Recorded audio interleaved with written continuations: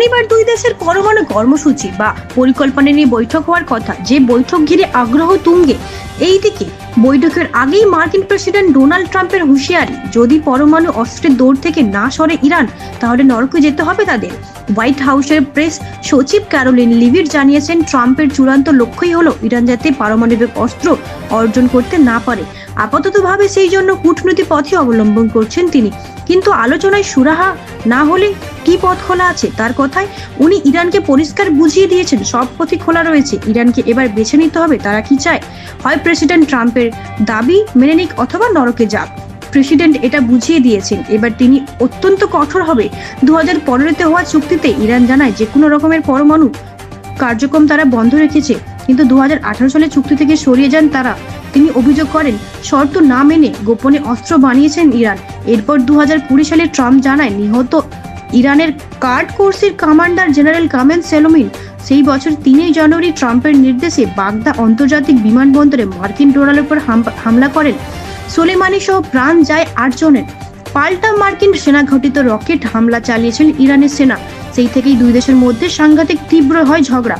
এবার গাজায় হামসা ইসরায়েলের যুদ্ধে ইরানের সঙ্গে আমেরিকার সংঘাত নতুন মাত্রা পেয়েছে। ট্রাম্পের নয়া শুল্ক বানের প্রভাব পড়েছে ইরানের অর্থনীতির ওপর। এই পরিস্থিতিতে সকলের নজর শনিবাসী বৈঠকের ওপর।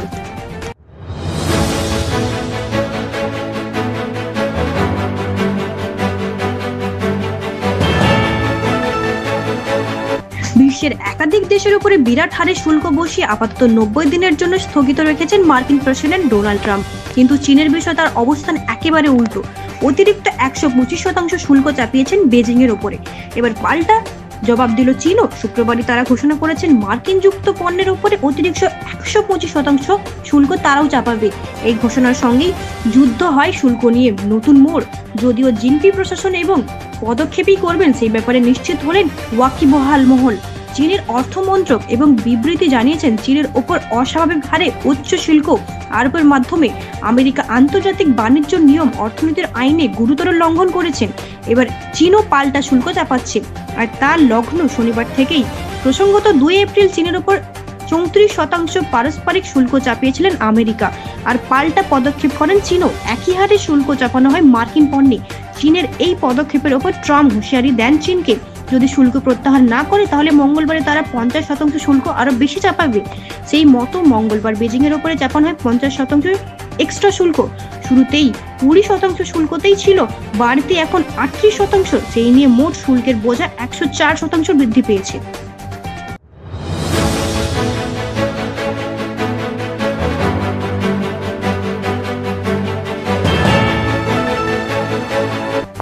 মধ্যবিত্ত ও নিম্নবিত্তের হিসেবে এক ধাক্কায় রান্নার গ্যাসের দাম বেড়েছে 50 টাকা। সাধারণত গ্রাহক উজ্জ্বলা যোজনার গ্যাসের সিলিন্ডারের তালিকায় রয়েছে সুধা।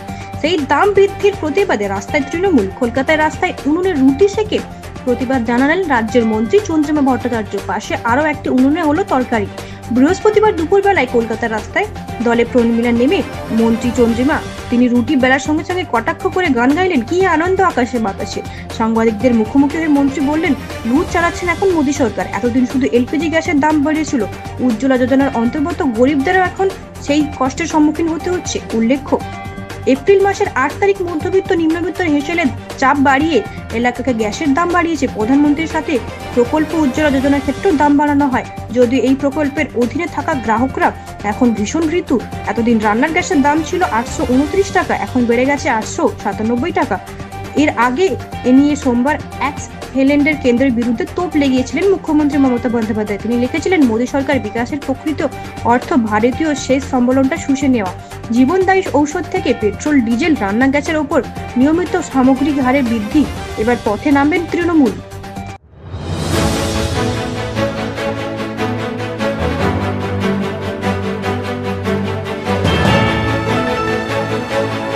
মুর্শিদাবাদে কেন্দ্রীয় বাহিনী মোতায়েনের নির্দেশ দিল হাইকোর্ট। বিশেষ ডিভিশন বেঞ্চ যাচ্ছেন রাজ্যের ডিজিপিও। রাজ্যের বেশ কয়েকটি জায়গায় অশান্তির অভিযোগ তুললে কলকাতা হাইকোর্টে মামলা করেন বিধানসভার বিরোধী দলনেতা শুভেন্দু অধিকারী। শনিবার মামলার শুনানি হলো বিচারপতি সৌমেন সেন এবং বিচারপতি রাজা বসু চৌধুরী বিশেষ ডিভিশন বেঞ্চে।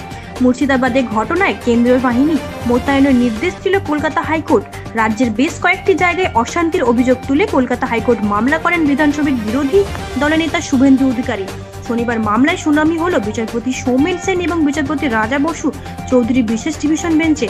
ওই মামলায় কেন্দ্রীয় বাহিনী মোতায়েনের নির্দেশ দিয়েছেন হাইকোর্ট।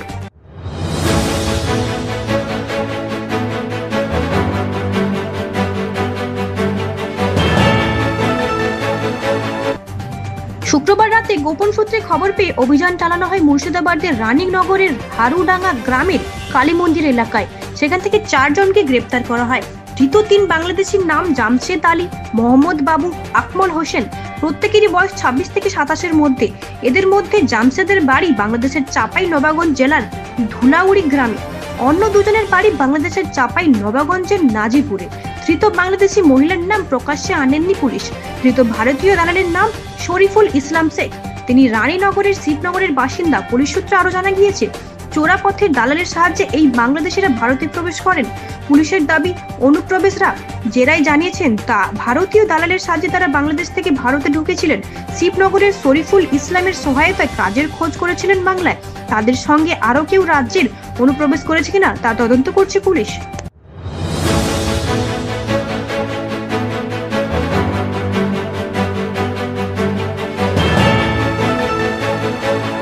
আবার বিতর্কে জড়ালেন তামিলনাড়ুর রাজ্যপাল RN রবি। মাদুয়াইরের একটি ইঞ্জিনিয়ারিং কলেজে এক অনুষ্ঠানে প্রধান অতিথি ছিলেন তিনি। সেখানে বক্তৃতা করতে গিয়ে রবি আচমকা পড়ুয়াদের জয় শ্রীরাম বলতে বলেন। কম্বা রামায়ণের রচয়িতা শ্রদ্ধা জানাতে গিয়ে এমন আহ্বান করেছেন তিনি। এই ঘটনায় ভিডিও ছড়িয়ে পড়তেই রাজনৈতিক দলে তর্ক শুরু হয়। রাজ্যের শাসক দল ডিএম থেকে কংগ্রেসকে একযোগে তামিলনাড়ুর রাজ্যপালের বিরুদ্ধে বিভিন্ন কথা শোনা যায়। ভাইরাল হওয়া ভিডিওতে তামিলনাড়ুর রাজ্যপালকে বলতে শোনা গিয়েছে, আসুন আজকে আমরা রামের এক মহান ভক্তকে শ্রদ্ধা জানাই, আমরাও বলবো জয় শ্রীরাম। তিনি যখন এই বক্তৃতা করছেন তখনই ঘর ঠাসা পড়ুয়ারা অনেকেরই প্রশ্ন, পড়ুয়াদের অনুষ্ঠানে গিয়ে তিনি কেন এভাবে জয় শ্রীরাম বলার জন্য আহ্বান জানাচ্ছেন। সাংবিধান পদে থেকে রবির এই ধরনের মন্তব্য সমালোচনা করছেন অনেকেই। তামিলনাড়ুর ক্ষমতাহীন ব্যক্তিরাও বলছেন এই কথাগুলো। ডিএমকে ভালোভাবে নেয়নি রাজ্যপালের এমন আচরণ। তাকে এসআর মুখপাত্র বলেন, অভিহিত করেছে তারা। ডিএম এর মুখপাত্র ধরনের মতে এটা দেশের ধর্মনিরপেক্ষ মূলবোধের পরপন্থী। তার প্রশ্ন, রাজ্যপাল কেন বারবার সংবিধান লঙ্ঘন করছেন? তিনি কেন এখনো একজন এসের মুখপাত্র? আমরা জানি কিভাবে সুপ্রিম কোর্ট তাকে অবস্থান দেখিয়েছে। কংগ্রেসও সমালোচনা করছে রবির।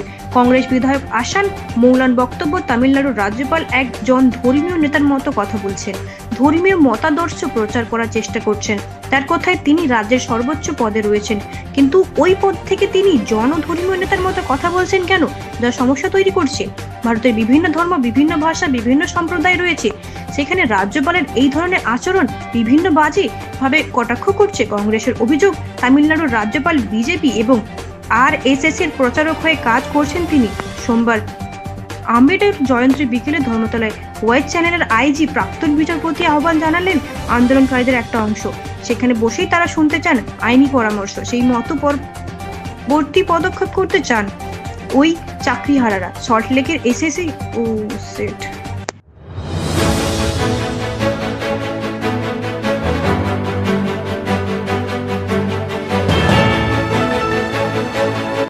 সোমবার আম্বেদকর জয়ন্তীর বিকেলে ধর্মতলার হোয়াইট চ্যানেলের আইনজীবী প্রাক্তন বিচারপতিদের আহ্বান জানালেন আন্দোলনকারীদের একটা অংশ। সেখানে বসেই তারা শুনতে চান আইনি পরামর্শ, সেই মতো পরবর্তী পদক্ষেপ করতে চান ওই চাকরিহারারা। সল্টলেকে SSC ভবনের সামনে অনশন এবং অবস্থান করছিলেন চাকরিহারাদের একটি অংশ। নিয়োগ দুর্নীতির তদন্তকারী সংস্থা CBIC মেল করা তাদের পরিকল্পনা রয়েছে বলে খবর। চাকরিহারাদের একটা বড় অংশ যখন যোগ্য অযোগ্যদের তালিকা প্রকাশের দাবিতে SSC শিক্ষা দপ্তরের দ্বারস্থ হয়েছেন, তখন অন্য পক্ষ CBI এর কাছে তদন্ত মেলা MR সিট প্রকাশ করার দাবি জানাতে চাইছেন। তারা বৃহস্পতিবার কালো ব্যাজ পরে কাজে যোগ দেবেন। আগামী 22 এপ্রিল রাজভবন অভিযানের ডাক দেওয়া হয়েছে। ওই দিন দুপুর 12টা নাগাদ শিয়ালদা থেকে চাকরিহারাদের একটি মিছিল যাবে ধর্মতলার হোয়াইট চ্যানেলের পর্যন্ত। পরে তাদের কয়েকজন রাজ্যপাল CB আনন্দ বোসের সঙ্গে দেখা করে রাষ্ট্রপতি দ্রৌপদী মুর্মুর হস্তক্ষেপ প্রার্থনা করবেন। আগামী 1 থেকে 7 মে পর্যন্ত রিলে অনশনের পরিকল্পনা রয়েছে চাকরিহারাদের এক অংশের। এই সংগঠনের সদস্যের 7 মে আনমর অনশনের ডাক দিয়েছেন। অন্যদিকে সল্টলেক অবস্থান বিক্ষোভ করেছিলেন কয়েকজন চাকরি প্রার্থীরা। তাদের মধ্যে 3 জন অনশনে বসেছিলেন। শনিবার তাদের একজন অসুস্থ হয়ে পড়েন, তাকে হাসপাতালে ভর্তি করানো হয়েছিল। রবিবার বাকি 2 জন অনশন প্রত্যাহার করেন। ওই চাকরিহারাদের তরফে জানানো হয়েছে সিবিআই কে মেল করার পরিকল্পনা রয়েছে তাদের। মেলে তারা পরীক্ষা এবং এমআর সিট নিয়ে জানতে চাইবেন। ওই এমআর সিট নিয়েই প্রতারণা অভিযোগ উঠেছিল। অভিযোগ ছিল অনেকেই সাদা এমআর সিট জমা করেও চাকরি পেয়েছেন। এবার তা নিয়ে বিপদে তথ্য জানতে চাইছে চাকরিহারাদের একটা অংশ। পরবর্তী কিছু পদক্ষেপ রয়েছে তাদের মধ্যে।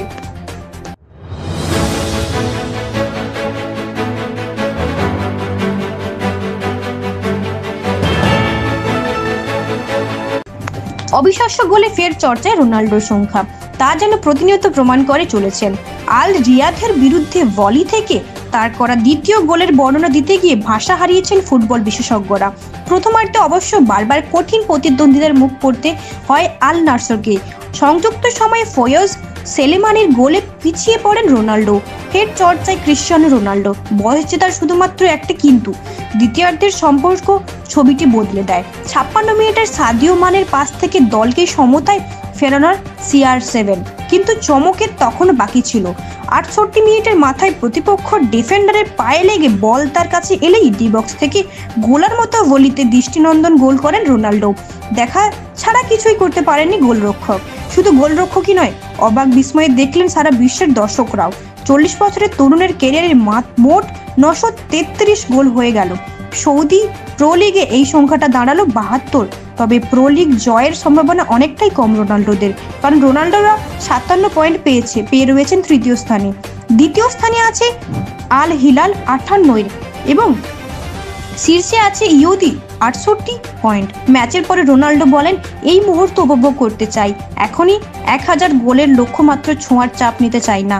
যদিও তা হয় ভালো, না হলেও আফসোস নেই।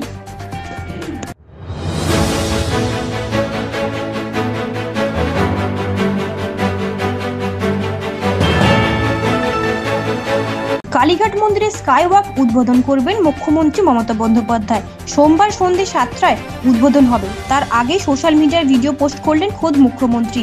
ওই ভিডিওতে ঝাঁ চকচকে স্কাইওয়াকের পাশাপাশি কালীঘাট মন্দিরকে দেখানো হয়েছে, যা দেখে উচ্ছ্বসিত রাজ্যবাসী। ক্ষমতায় আসার পর দক্ষিণেশ্বরের রানী রাসমণি স্কাইওয়াক তৈরি করছেন মুখ্যমন্ত্রী মমতা বন্দ্যোপাধ্যায়। সেই স্কোয়ারওয়াকেই উদ্বোধনের দিন মমতা কালীঘাট স্কোয়ারওয়াক তৈরির সিদ্ধান্ত ঘোষণা করেন। সেটা 2018 সালে নভেম্বরে। দক্ষিণেশ্বরের আদলে কালীঘাটে স্কাইওয়াক তৈরির জন্য 125 কোটি টাকা বরাদ্দ করা হয়েছে রাজ্য সরকার দ্বারা।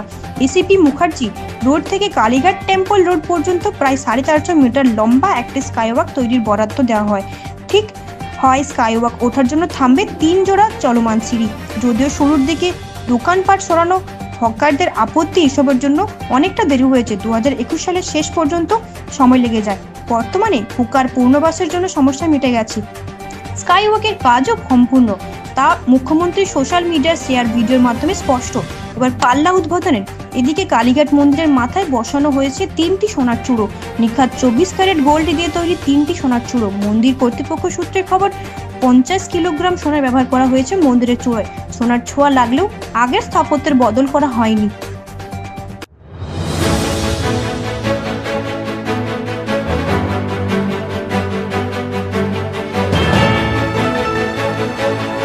পার্কস্ট্রিটের কাছে নিয়ন্ত্রণ হারিয়ে রাস্তার মাঝে ডিভাইডারে ধাক্কা মারল একটি বাস। সোমবার সকালে হাওড়া যাদবপুর রুটে একটি সরকারি বাস দুর্ঘটনার কবলে পড়ে। প্রাথমিকভাবে জানা যাচ্ছে বাসটি যাদবপুরের দিকে যাচ্ছিল। সেই সময় পার্কস্ট্রিটের কাছে ডিভাইডারের উপরে উঠে যায় সেটি। কিভাবে দুর্ঘটনাটি ঘটলো এখনো তা স্পষ্ট নয়। প্রত্যক্ষদর্শীদের একাংশের দাবি, একটি বেসরকারি বাসের সঙ্গে রেষারেষি চলছিল, তাই দুর্ঘটনাগ্রস্ত হয়েছে বাসটি। তার ফলেই ডিভাইডারে ধাক্কা মারে সেটি। প্রাথমিকভাবে জানা যাচ্ছে বাসটিতে যাত্রী সংখ্যা অন্য দিনের তুলনায় অত্যন্ত কম ছিল, ফলে বড়সড় কোনো কিছু হয়নি। তবে দুর্ঘটনায় বেশ কয়েকজন আহত হয়েছেন, যদিও চোট গুরুতর নয় বলেই প্রাথমিকভাবে খবর। কিভাবে এই দুর্ঘটনা ঘটলো তা এখনো খতিয়ে রাখা হচ্ছে। যান্ত্রিক কোনো গোলযোগের কারণে এই পরিস্থিতি তৈরি হয়েছে কিনা তা দেখা যাচ্ছে না। সোমবার আম্বেদকর জয়ন্তীর জন্য সরকারি ছুটির থাকায় রাস্তাঘাট তুলনামূলকভাবে অনেকটাই ফাঁকা ছিল, ফলে বড় দুর্ঘটনা এড়ানো সম্ভব হয়েছে। ডিভাইডারে বাসটি ধাক্কা মারার পরে সেটি সামনের দিকে 2টি চাকা শূন্যে উঠে যায়। ডিভাইডারে একটি অংশ ভেঙে শেষে বাসের দিকে পড়ে যায়। বুধবারে এই দুর্ঘটনার জন্য রাস্তায় যান চলাচল সাময়িকভাবে বিঘ্নিত হয়েছিল। आप देख रहे हैं न्यूज UNI।